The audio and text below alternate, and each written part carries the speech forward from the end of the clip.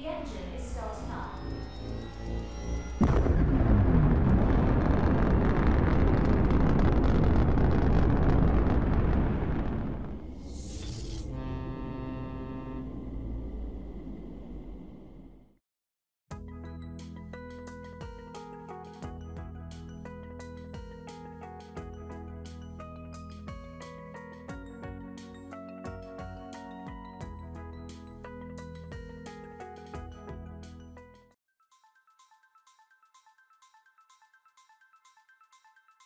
Global Email Marketing Summit attendees. My name is Rob Gair, and I'm here to talk to you today about email localization for a global audience. And if you don't know who I am, I've been working in the email industry since 2006 across various different industries. And in that time, I've held titles such as email designer, email developer, email designer developer, email specialist, email marketer, and all of those. And for the last 6 years, I've worked pretty heavily with localized emails, which is fairly convenient since that is what the subject of my presentation is about. And since 2021, actually, as of last Friday, I've been working for Miro for 4 years. And at Miro, I am responsible for the email design system. I work on the data-infused, complicated emails. And of course, I have worked extensively with the email localization workflow and with our localization team. And Miro is an innovation workspace with over 90 million users around the world. And we support 8 languages in our email marketing program. And fun fact, this presentation was actually built entirely in Miro and is being presented in Miro today. Okay, so for the agenda, I have this broken down into 3 sections. Number 1, why make the case for localization? 2, what I have learned about localized content. And 3, how to actually build localized emails, where I will share 3 different methodologies for how you can localize your email content. But before we get into that, let me inspire you with a quote that I wrote with my friend Claude, which is, in an industry that strives to deliver personalized content, language isn't just a detail, but an essential form of personalization. And, you know, that's food for thought, because it's true, as an industry, email marketers attempt to personalize as much as possible, but there's nothing quite as personal as your preferred language. So something to think about. Something else to think about is making the case for localization. And to do this, I dug up a few factoids or fun facts that I found on the internet that I will share with you, or data points that you can use to make the case for localizing. And the first one is, did you know that there's over 7,000 languages in use around the world today? I don't recommend supporting them all in your email marketing program. However, this is a pretty mind-blowing fact. Another fact I pulled was from Forrester.com, in that nearly 2/3 of B2B buyers prefer websites and other marketing content in their preferred language, and companies that have this preferred language have a clear competitive advantage. And a couple other factoids I pulled from CSAResearch.com is that roughly 3/4 of online shoppers prefer to buy content or buy products when content is presented in their native language. And 40% of online consumers will not buy at all if it's not presented in their native language. So pretty interesting. And the little illustrated robot fella in the top right corner there was actually generated using Miro AI. And my prompt was, illustrate me a cute little robot with a globe in its belly that loves to localize emails. And this is what it generated for me, which is pretty cute. And think about Miro, we did our own A/B testing to measure the impact of our localization efforts. And in these experiments, we tested English-only control content versus content that was presented in a user's preferred language, and we saw some pretty dramatic results. We saw a pretty wide range of boosts to our reported open rate, with one experiment showing almost double the reported open rate against the control group. We've seen very large bumps to our click rates. And finally, we saw a roughly 25% bump to our primary testing metrics. And to summarize this, localizing boosts market reach and will have a tangible business impact. Localizing will help build trust by delivering content in a user's preferred language, which will then actually help build trust with them. And finally, localizing your emails will help drive higher engagement by connecting with recipients in a more meaningful way. And for the next section, what I've learned about localized content, full disclosure, I am not a content writer or a copywriter by any means. So this is from the perspective of an email developer. However, this is what I have learned about working with localized content. And when I work with localized content, I like to think of the KISS acronym. And the KISS acronym is keep it simple, silly. It actually used to be keep it simple, stupid, but that's not a very nice thing to say. So we changed it to keep it simple, silly. But anyway, the strategy is the same. Use clear, concise language and sentence structure and avoid using idioms or cultural references, slang, or any complex metaphors that might not translate well into other languages. And speaking of translations, our motto is don't translate, localize. And what that means is we attempt to avoid word-for-word translations whenever possible. Our localization teams will adapt messaging for cultural context and preferences, and they always consider the local communication style and the expectations of the users that they support.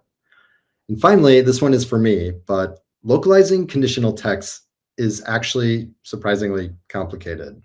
And by conditional text, I mean, if you have a statement in your email that might change from singular to plural based off of some numerical data that you're feeding into it, this is actually very easy to accomplish with English only. You just create a condition to add an S, and then boom, you have a plural word. However, this is extremely complex in other languages. Some languages have different plural forms based off of specific counts. Different languages will have different gender rules, and sometimes we'll have totally different word order. So in general, one method that I employ when working with conditional text and localization is to keep each text statement in its own condition. And what I mean is, if you have a statement with a word that might be plural and singular, I will separate those into two separate statements, and they will get localized separately. And that is how we manage this dynamic text. And when considering localization and design, here's some layout considerations. Some languages have longer word length. For instance, German and Polish have roughly 30% longer words than English. So oftentimes hyphenation will be your friend and will prevent long words from breaking your email layouts. When it comes to text in visuals, be extra judicious, because if you localize text, or if you have text in your emails, you will want to also localize those images. So make sure if you're using text in your visuals that you are aware of this, and you will also get those localized. And then finally, dealing with text styling can actually be quite challenging when you don't understand the language or even understand the alphabet in question. So work very closely with your localization team to make sure that you are positioning all your text styles correctly, all your bolds, all your text links, all your underlines, all that. Okay, so I actually have some real world examples of that kind of encapsulate these ideas that I can share with you. And it's the Miro welcome email. This is the Miro welcome email, and this is obviously the English version of it. And there's a few things I want to point out here. All the text you're seeing in the email is actually live text, with the exception of two elements.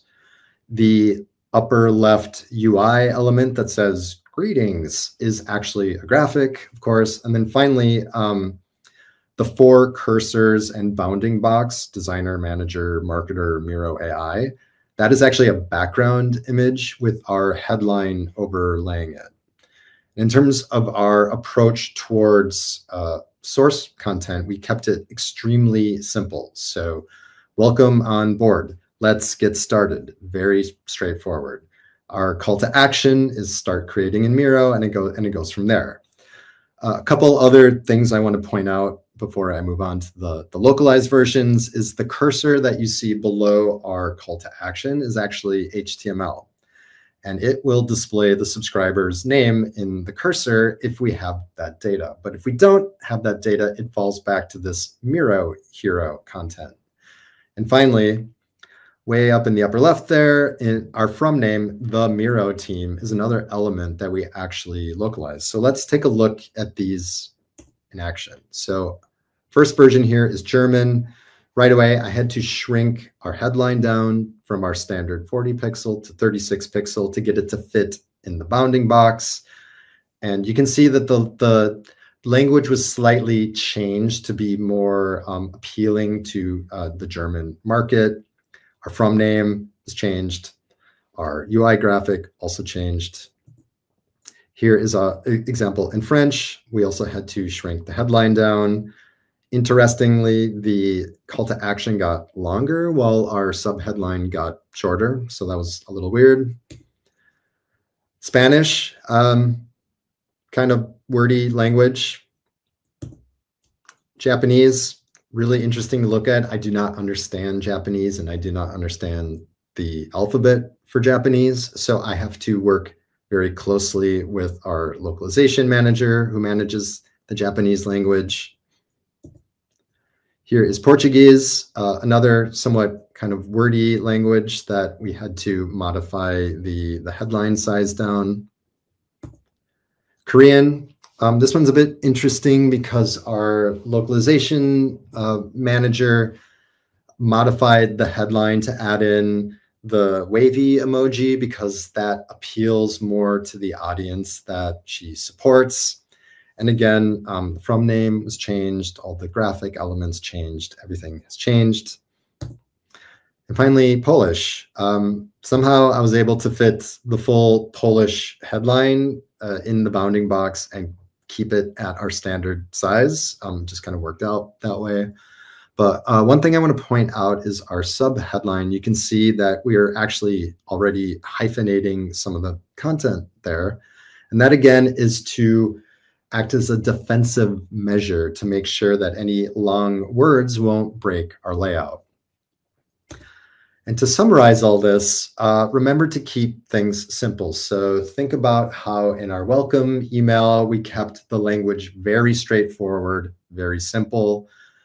Consider how the content changed, not just a one-to-one translation for each different language, but the language managers actually localized the content to be more appealing to their audience.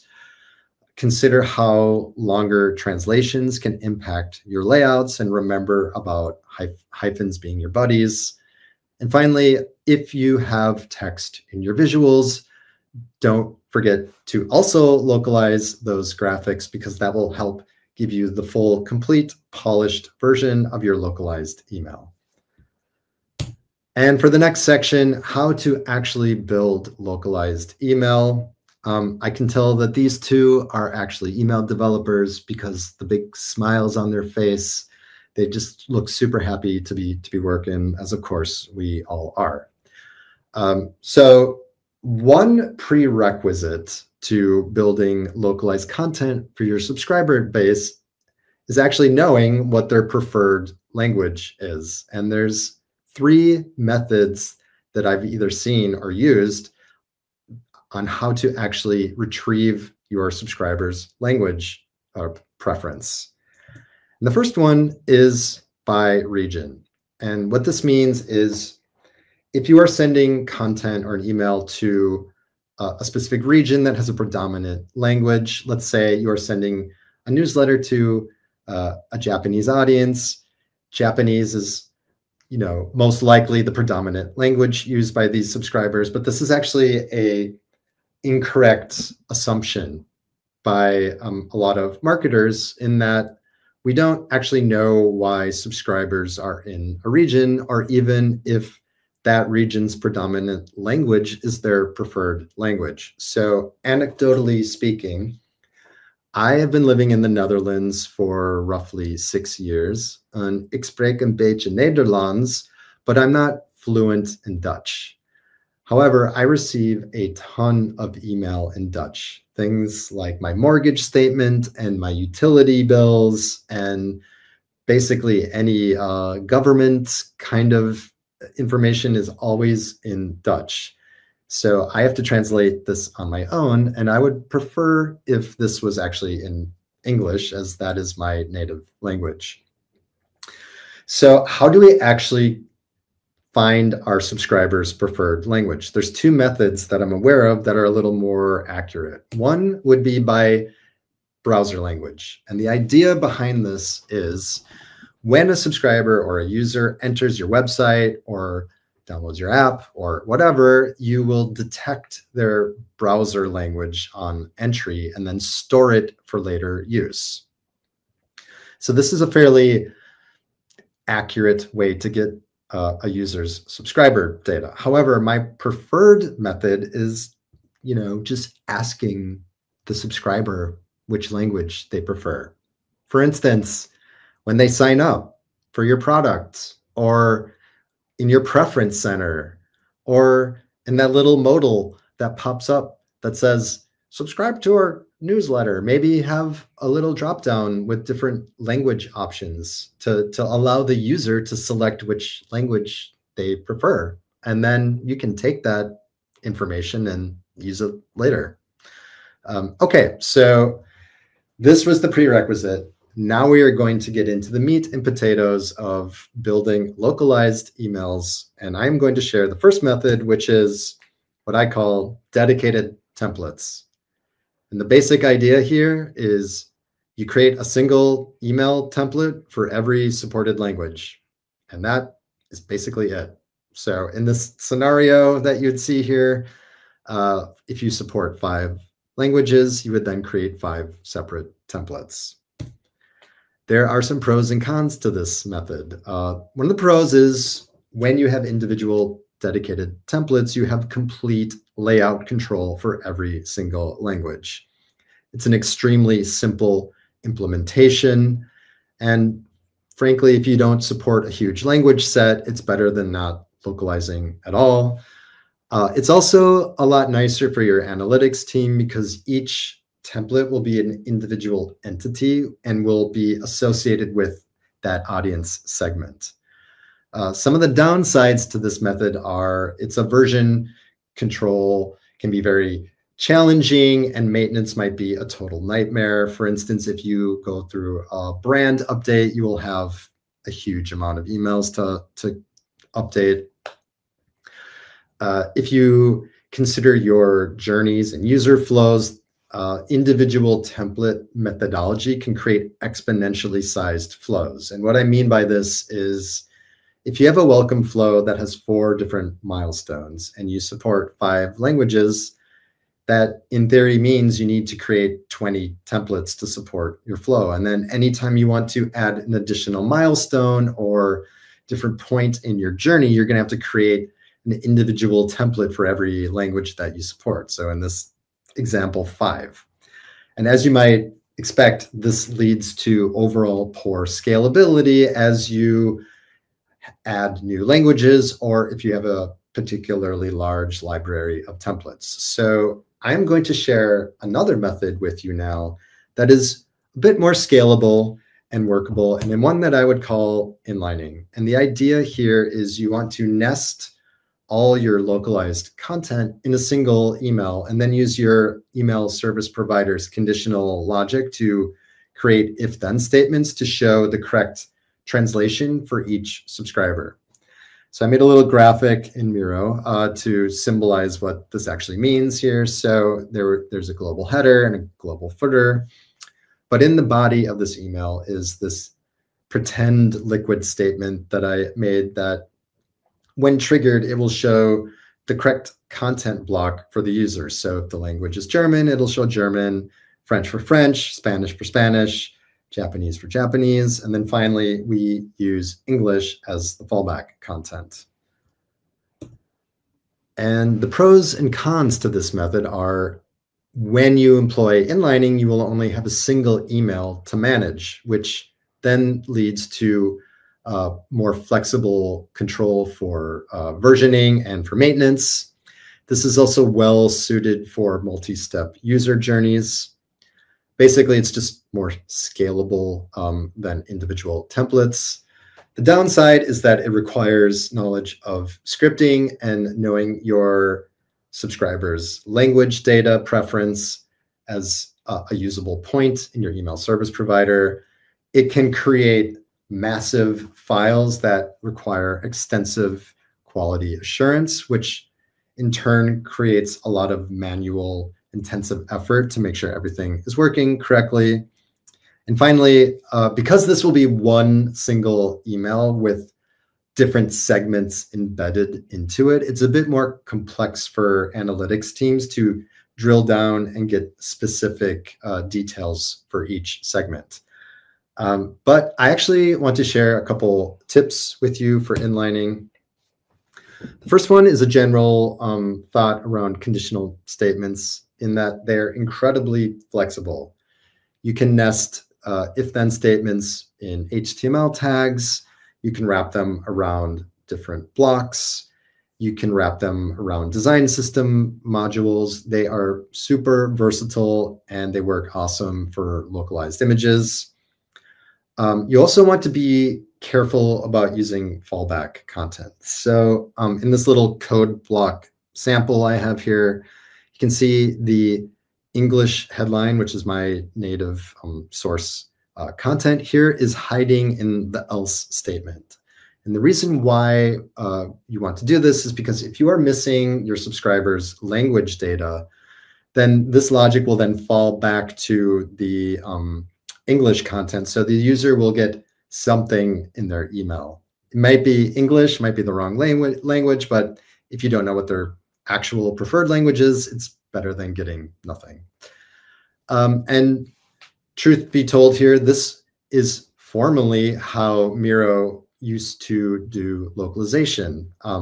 Foreshadowing. But as we use this method for several years, we found that as our template library grew and as we supported more languages, we wanted to employ an even more scaled methodology for localization. And one that I've used previously at other companies is something that I call dynamic content mapping. And the idea here is that it's a system where the content and presentation are separated, but then reunited at deployment. It's kind of like a Luke and Leia situation where they get separated at birth and then come together at the end to save the day or something like that. But the idea is that it's a data-driven mapping system that connects translated text to dynamic templates through scripting. And it utilizes three primary components: a source template, a translation document, and a dynamic template. So let's go into a bit more detail about these. Your source template will be the blueprint of your localized campaign. This will essentially be a fully functional email in your primary element or primary language. This contains all the source content. This will be the source of your layout and design elements. The second component is a translation document. And this can be a table or a JSON or an XML file, depending on your email service provider or your translation management system. And this can be a CSV, a tab delimited text, a data extension, or any of the above. And this really depends on your email service provider and your TMS platform in terms of like what their requirements are. And the way to get this built is you want to extract your source content from your source template and get it into this translation document via parsing or tagging, or maybe you have an AI friend, or you can even do this manually. But in the examples here, they're kind of hard to see, but in the table example, there are several different columns. One column is for a key, one is for English, and the rest relate to different language data attributes. And in the keys, there are headline, body 1, CTA, body 2. And this corresponds to the English content in the next column, which will make more sense as I go further in the presentation. And if you use JSON, which is another file type that might be used, instead of table-based, this will create objects. And within each object, there will be key to string value pairs that will help get the correct content into the dynamic template, but we will get to that in a moment. So the dynamic template is basically your source template converted into another template where you exchange the source text with tokens or variables that create key value pairs with your translation document.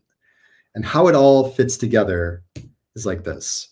If you are using tables with your solution, you would want to use a lookup function. And the idea here is that you will use your subscribers' language data to be the source of the lookup function. And when it finds that column in the table, a different mapping will actually tell the dynamic template to inject the corresponding translated content into the variables that are in the dynamic template.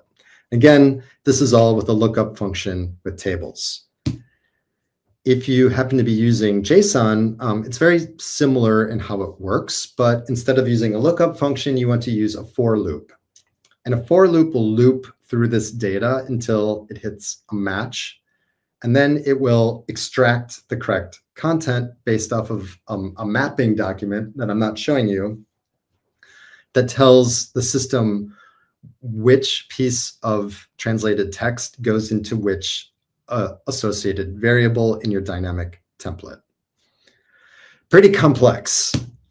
The pros and cons. So this is a very highly scalable method and will enable hands-free copy updates or new language inclusions, once it's all set up correctly, to be dynamically added into your templates. So the idea here is, because we're feeding a dynamic template from a translation document, you can add new columns or new objects for every new language you might introduce to your program.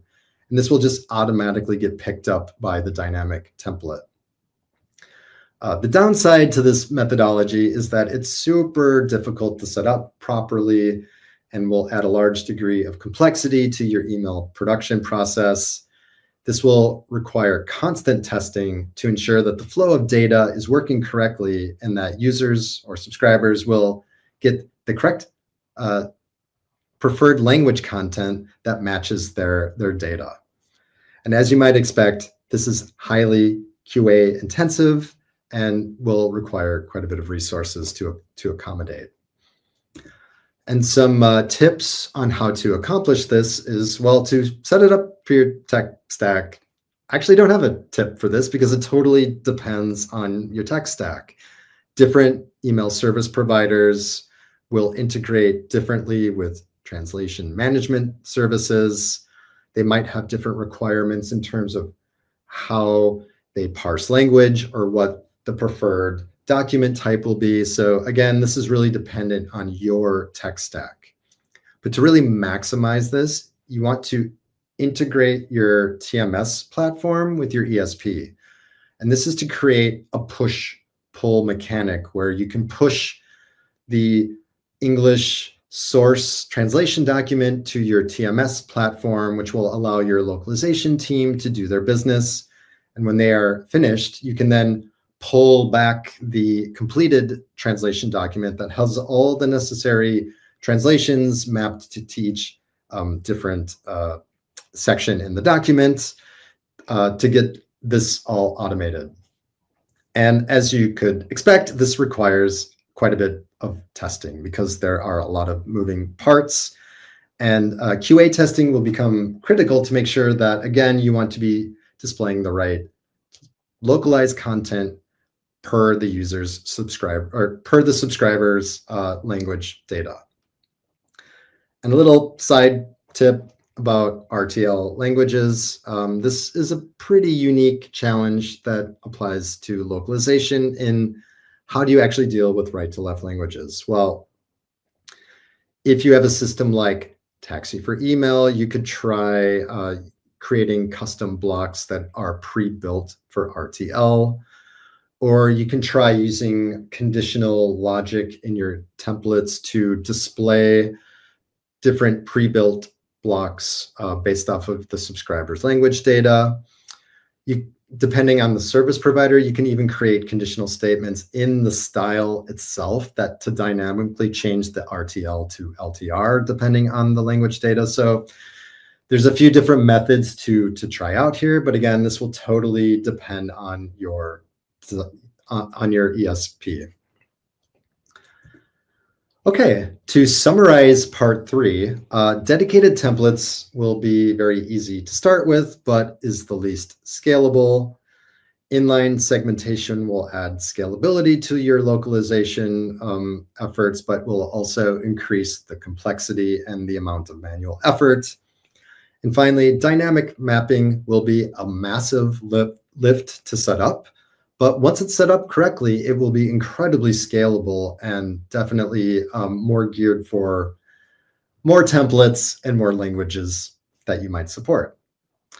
Okay, so if you happen to catch my unspam presentation, good news, I have some bonus content. As I mentioned earlier, Miro recently did some work in updating our localization flow, and we actually adopted a new email localization flow that I will explain to you right here and now.